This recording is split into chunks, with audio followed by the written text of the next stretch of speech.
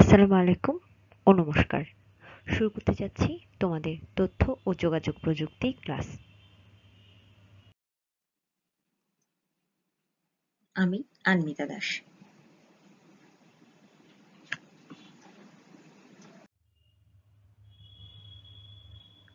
পড়ানো হবে দ্বিতীয় অধ্যায় কমিউনিকেশন সিস্টেম ও নেটওয়ার্কিং। আজকের আলোচ্য বিষয় data transmission method. Data transmission method দুই ধরনের হয়ে থাকে: সমান্তরাল ডেটা ট্রান্সমিশন, অনুক্রম ডেটা ট্রান্সমিশন। সমান্তরাল ডেটা ট্রান্সমিশন বা প্যারালাল ডেটা ট্রান্সমিশন। প্রেরক ও প্রাপকের মধ্যে সমান্তরালভাবে ডেটা চলাচল করলে তাকে সমান্তরাল বা প্যারালাল ডেটা ট্রান্সমিশন বলে। চিত্রে আমরা দেখতে পাচ্ছি ৮ বিটের ডেটাকে ট্রান্সমিট করা হচ্ছে। এখানে প্রতিটা বিট ট্রান্সমিট হওয়ার জন্য একটা করে কেবল বা তার ব্যবহার করা হচ্ছে এবং তারগুলো প্যারালালি বিটগুলোকে বহন করে নিয়ে যাচ্ছে। এ কারণে এই ট্রান্সমিশনের নাম সমান্তরাল ডেটা ট্রান্সমিশন। সমান্তরাল ডেটা ট্রান্সমিশনের সুবিধাগুলো হলো: প্যারালাল ডেটা ট্রান্সমিশনে অসংখ্য মাধ্যম দিয়ে একবারে একসাথে অনেক বিট পাঠানো যায়। বিটগুলো ঠিক একই সময়ে একই সাথে স্থানান্তরিত হয়। একসাথে অসংখ্য লাইনে ডেটা পাঠানো যায় বলে এটি অনেক দ্রুতগতির ট্রান্সমিশন। সমান্তরাল ডেটা ট্রান্সমিশনের জন্য প্রোগ্রাম করা অনেক সহজ।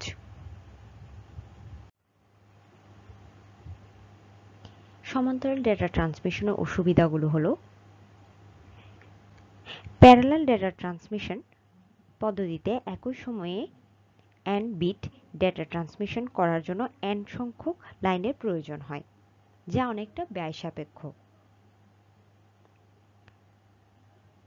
অনেকগুলো ডেটা একসাথে স্থানান্তরিত হয় বলে অনেক সময় সিনক্রোনাইজেশন হারিয়ে ফেলে।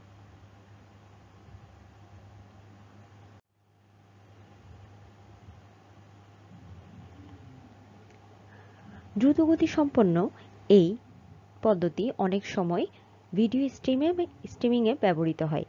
তাছাড়া প্যারালাল প্রিন্টার পোর্ট ও কেবল ব্যবহার করে কম্পিউটারের সাথে প্রিন্টারের সংযোগ দেওয়ার জন্য প্যারালাল ডেটা ট্রান্সমিশন ব্যবহৃত হয়। অনুক্রম বা সিরিয়াল ডেটা ট্রান্সমিশন। প্রেরক ও প্রাপকের মধ্যে অনুক্রমে বা ধারাবাহিকভাবে একটি বিটের পর অপর একটি বিট চলাচল করলে তাকে অনুক্রম বা সিরিয়াল ডেটা ট্রান্সমিশন বলে। চিত্রে আমরা দেখতে পাচ্ছি ৮ বিটের একটি ডেটাকে অনুক্রম ডেটা ট্রান্সমিশনের মাধ্যমে ট্রান্সমিট করা হচ্ছে। উপর থেকে নিচ পর্যন্ত প্রতিটা বিট একটার পর একটা সিরিয়ালি গ্রাহকের কাছে পৌঁছাচ্ছে। এটাকেই বলা হচ্ছে সিরিয়াল ডেটা ট্রান্সমিশন। অনুক্রম ডেটা ট্রান্সমিশনের সুবিধাসমূহ: সিরিয়াল ডেটা ট্রান্সমিশনে একটি মাধ্যম দিয়ে একবারে একটি বিট পাঠানো হয়। যে কোনো দূরত্বে অবস্থিত প্রেরক এবং প্রাপকের মধ্যে ধারাবাহিকভাবে এক বিটের পর অপর একটি বিট স্থানান্তরিত করা হয়। এটি একটি নির্ভরযোগ্য পদ্ধতি, কেননা এতে পূর্ববর্তী ডেটা বিট প্রেরণের পর অপরটি প্রেরিত হয়। একটিমাত্র তার ব্যবহার হয় বলে যন্ত্রপাতি তুলনামূলকভাবে সহজ এবং সাশ্রয়ী। যেহেতু একটি বিটের পর আরেকটি বিটের স্থানান্তর হয়, সে কারণে এখানে সিনক্রোনাইজেশনের কোনো প্রয়োজন হয় না। পাশাপাশি অনেক তার নেই বলে নিজেদের ভেতর নয়েজের প্রভাব কম।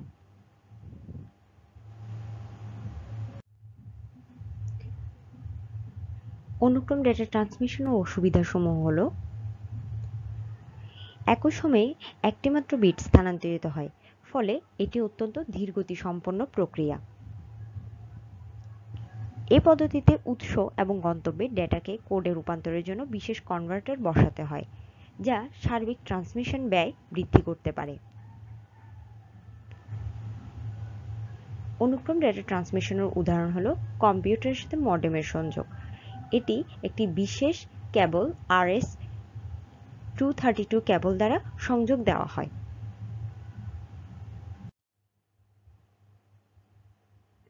সিরিয়াল পদ্ধতিতে ডেটার স্থানান্তরের সময় প্রেরক এবং গ্রাহক দুই ডিভাইসকেই ক্লক ব্যবহার করতে হয় এবং ক্লকের প্রতি পালসে একটি করে বিট প্রেরণ ও গ্রহণ করা হয়। এই ক্লক ব্যবহার করে বিটের শুরু ও শেষ বোঝার জন্য একটি বিশেষ পদ্ধতি ব্যবহৃত হয়, যাকে বিট সিনক্রোনাইজেশন বলে। বিট সিনক্রোনাইজেশনের কারণেই প্রাপক সিগন্যাল থেকে ডেটা শনাক্ত এবং পুনরুদ্ধার করতে পারে। বিট সিনক্রোনাইজেশনের উপর ভিত্তি করে সিরিয়াল ডেটা ট্রান্সমিশন পদ্ধতিকে 3 ভাগে ভাগ করা যায়: asynchronous transmission, synchronous transmission, isosynchronous transmission. Asynchronous transmission যে ডেটা ট্রান্সমিশন সিস্টেমে প্রেরক হতে ডেটা গ্রাহকের কাছে ক্যারেক্টার বাই ক্যারেক্টার ট্রান্সমিট হয় তাকে অ্যাসিনক্রোনাস ট্রান্সমিশন বলে। এ পদ্ধতিতে প্রেরক হতে গ্রাহকে একটি একটি করে ক্যারেক্টার পাঠানো হয়। এ ধরনের ট্রান্সমিশনে যে কোনো সময় ডেটা প্রেরণ ও গ্রহণ সম্ভব।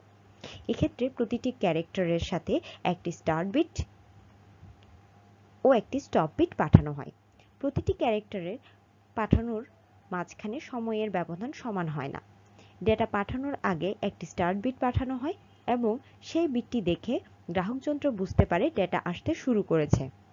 ডেটা পাঠানো শেষ হওয়ার পর একটি স্টপ বিট পাঠানো হয় এবং সেটি দেখে গ্রাহক যন্ত্র বুঝতে পারে ডেটা পাঠানো শেষ হয়েছে।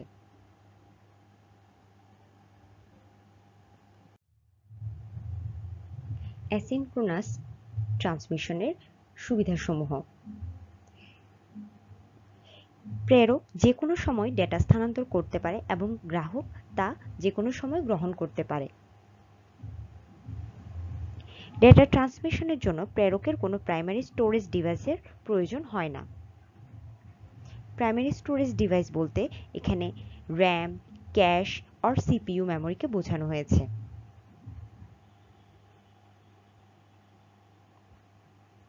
এটার ইনস্টলেশন ব্যয় অত্যন্ত কম।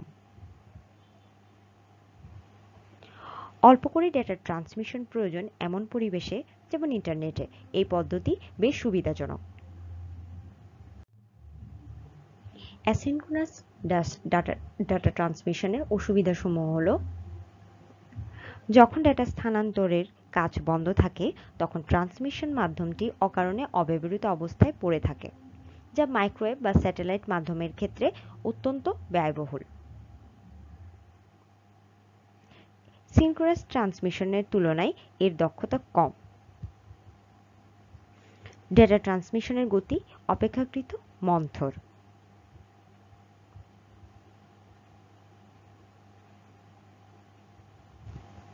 অ্যাসিনক্রোনাস ট্রান্সমিশনের একটি উদাহরণ হচ্ছে কম্পিউটারের keyboard.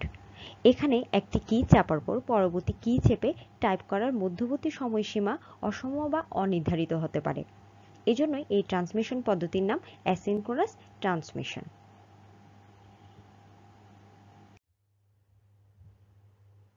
Synchronous data transmission.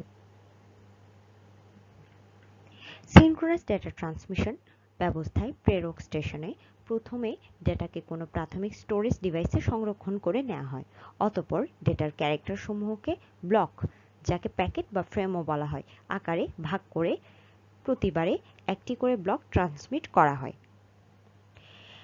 Synchronous data ট্রান্সমিশনকে বলা হয় বিরতিহীন ডেটা ট্রান্সমিশন। এই পদ্ধতিতে বিরতিহীনভাবে প্রেরক যন্ত্র থেকে গ্রাহক যন্ত্রে ডেটা পাঠানো হয়। ডেটা প্যাকেট বা ব্লক আকারে ট্রান্সমিট করে।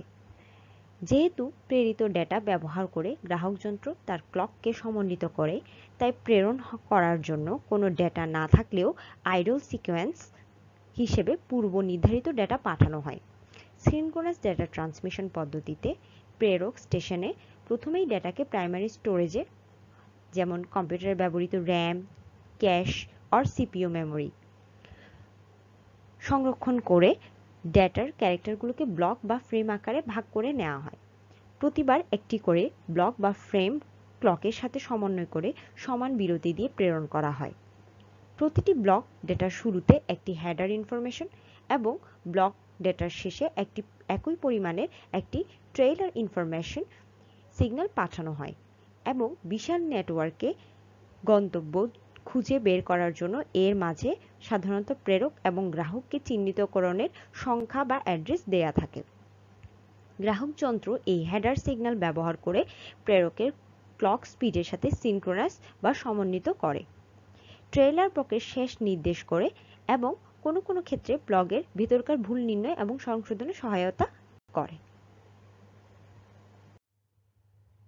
সিনক্রোনাস ট্রান্সমিশনের সুবিধাসমূহ হল: সিনক্রোনাস ট্রান্সমিশনের দক্ষতা অ্যাসিনক্রোনাসের তুলনায় অপেক্ষাকৃত বেশি। অবিরাম ট্রান্সমিশন কাজ চলতে থাকার ফলে তার ট্রান্সমিশন গতি অপেক্ষাকৃত বেশি। প্রতি ক্যারেক্টারের শুরু ও শেষে স্টার্ট এবং স্টপ বিটের প্রয়োজন হয় না।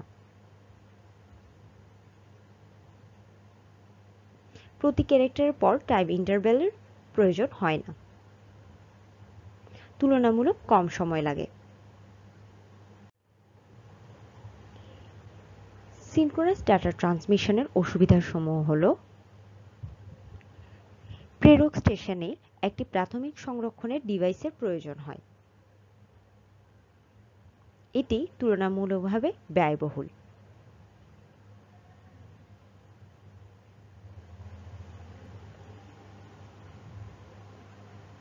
প্রযুক্তিগতভাবে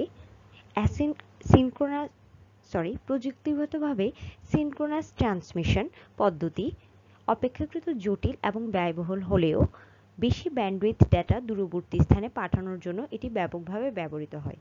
তাই বড় ধরনের নেটওয়ার্ক সহ mobile phone network, TV network ইত্যাদি ক্ষেত্রে এটি অপরিহার্য। এছাড়া ভিডিও কনফারেন্স, চ্যাট রুম ইত্যাদি ক্ষেত্রে সিনক্রোনাস ট্রান্সমিশন ব্যবহার হয়ে থাকে।